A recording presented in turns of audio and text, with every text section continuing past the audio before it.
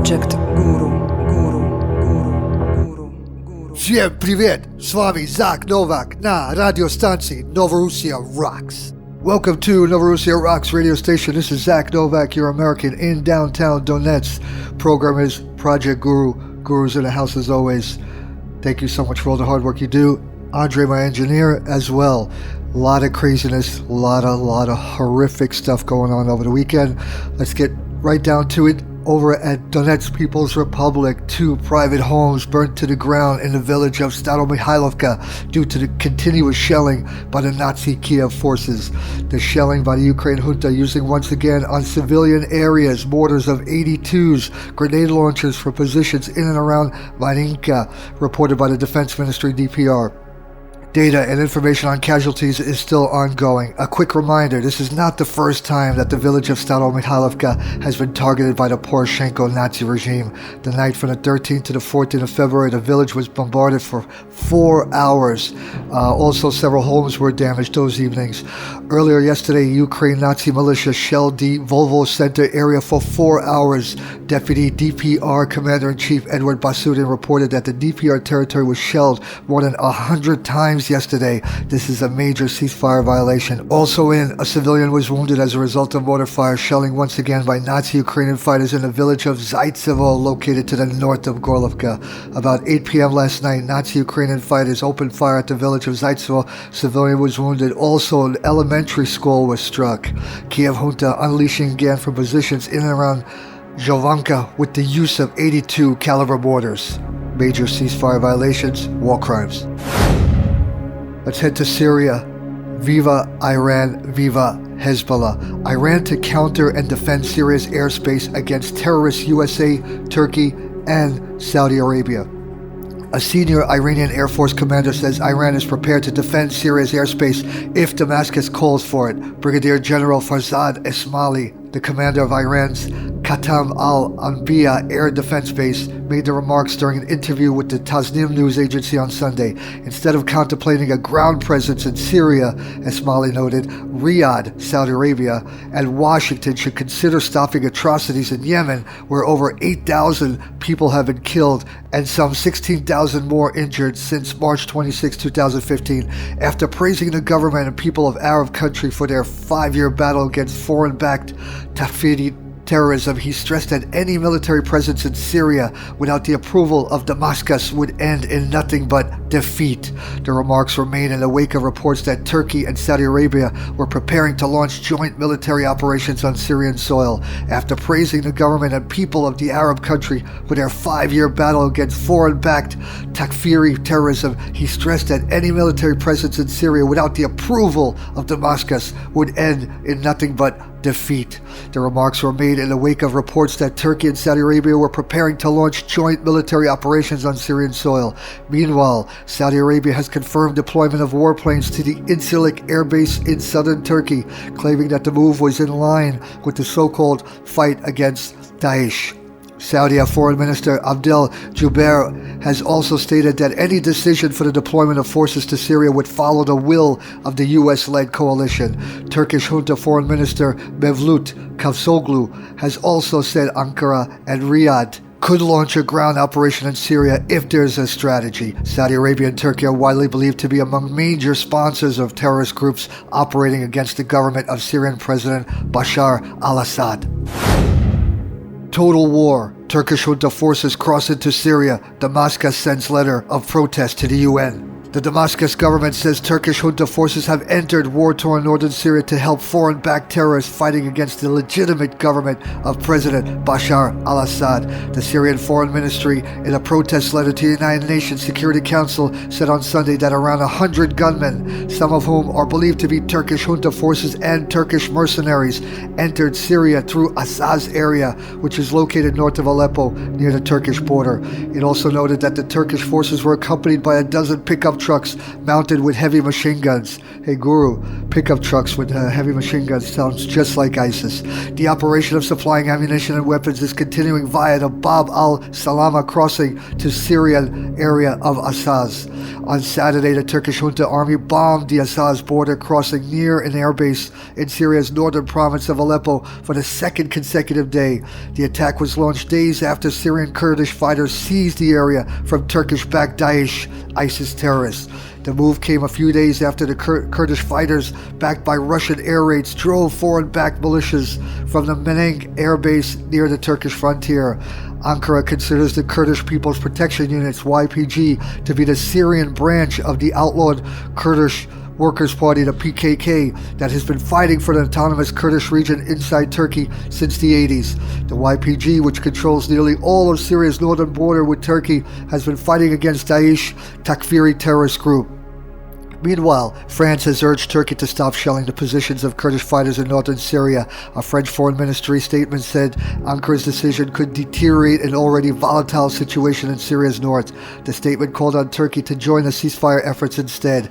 The United States has also denounced Turkey's decision as untimely. The developments came as Turkish Foreign Minister Mevlut Cavusoglu said Saudi Arabia and his country could launch ground operations in Syria. Turkey has been among the main supporters of the militant groups operating in Syria, with reports saying that Ankara actively trains and arms the Takfiri terrorists there and facilitates their safe passage into the conflict-ridden Arab country. Turkey has also been accused on numerous occasions of being involved in illegal oil trade with Daesh, ISIS. Russia has released pictures and videos purportedly showing the movement of oil tankers from Daesh-controlled areas in Syria toward Turkey. The foreign-sponsored conflict in Syria, which flared in March 2011, has claimed the lives of 470,000 people and left 1.9 million people injured, according to Syrian Center for Policy Research. Hey Guru, for our brothers DPRK, because of a satellite launch by North Korea, they are hit with more sanctions by the Obama regime. The U.S. House of Representatives overwhelmingly passed legislation on Friday broadening sanctions to punish North Korea for its nuclear program, human rights record, and cybercrimes, and sent the measure to President Barack Obama to sign into law. Lawmakers said they wanted to make Washington's resolve clear to Pyongyang, but also to the United Nations and other governments, especially China, North Korea's lone major ally and main business partner. The package includes sanctions targeting North Korea and secondary sanctions grew against those who do business with North Korea. The vote was 408-2, following a 96-0 vote in the Senate on Wednesday. Impatient with what they see as Obama's failure to respond to North Korean provocations, so-called provocations, many of his fellow Democrats as well as Republicans who control Congress have been clamoring for a clampdown since Pyongyang tested a nuclear device in January. Pressure for congressional action further intensified after last weekend's satellite launch by North Korea. Obama is not expected to veto the bill given its huge support in Congress. White House spokesman Eric Schultz told reporters on board Air Force One that the administration was deeply concerned about North Korea's recent actions and would not oppose the legislation. Guru, listen to this. With all the atrocities, the madness, the chaos in Yemen, U.S.-backed Saudi Arabia threatens and demands Red Cross to leave Yemen. The Red Cross has responded to Saudi Arabia's letter ordering them and all humanitarian groups out of Shiite-controlled northern Yemen by rejecting it, saying their mission often requires going into dangerous areas and that they remain committed to aiding civilians across Yemen. Indeed, a recent UN report concluded the Saudis have been systematically targeting civilians in Yemen, declaring their behavior a crime against humanity.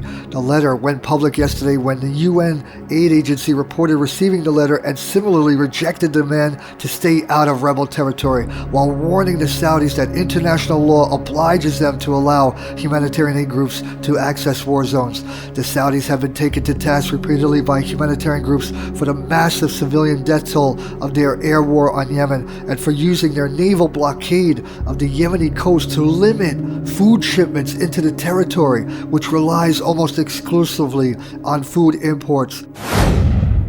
U.S.-backed rebels against peace deal allowing Russia to keep bombing ISIS. U.S.-backed rebels blast deal allowing Russia to keep striking at ISIS. After yesterday's ceasefire agreement on Syria, a lot of media outlets are expressing surprise that fighting is continuing today and pointing to continued Russian airstrikes. The deal, however, does not take effect for another week. The negativity toward the deal and the effort to single out Russia actually are reflecting closely what the U.S.-backed rebel factions are saying as they insist the deal will never work and complain about terms of the pact. Rebels express particularly annoyance that Russia is allowed to continue its air campaign at all, even with the deal limiting them to airstrikes against ISIS and Al-Qaeda Nusra Front. It would have been unthinkable, however, for the ceasefire deal to oblige an end to attacks on ISIS. So Guru, before I continue, U.S.-backed rebels against this peace deal. They're against the peace deal, so what does that tell you? Against the peace deal that Russia stop bombing, which only means what? That the rebels, the US-backed rebels, are ISIS, supporting ISIS. Analysts are noting that there are a lot of questions about how the deal is structured, but as the first serious attempt to end the protracted Syrian civil war, it is in somewhat uncharted territory, with many of the rebels still irked by the notion of a peace deal that doesn't include unilaterally installing them as the new government. It's unsurprisingly, they aren't totally on board. For our brothers in Kurdistan, more genocide by the Turkish Junta after Syria massacre, another 16 Kurds murdered. A day after the Turkish Nazi interior minister declared the military operation massacre against the siege town of Syria completed, the military reported another 16 Kurds killed in the town, labeling them all PKK militants. They also reported recovering the bodies of another 24 militants killed over the course of the offensive. In addition to the Syria fighting, Turkish Nazi officials reported military forces killed several more PKK gunmen around the Syrian and Iraqi borders, claiming 27 were killed overall today. Despite the report that the Syria offensive is over, there's no sign yet that the 24/7 military curfew is going to be lifted. The curfew saw many residents fleeing the town while they still could, and many more trapped inside with no access to supplies or humanitarian aid for weeks. Human rights groups have blasted Turkey for its offensive against the southeast, which has reportedly caused hundreds of civilian deaths. Turkish junta officials have insisted everyone slain is PKK and have threatened opposition figures who have echoed calls to end the fighting. Nazi junta Erdogan. Major violations, war crimes. War tribunal for Erdogan. Alright, let's end this program with some more madness. The Turkish junta military attacks Kurdish forces in Syria and then demands its withdrawal.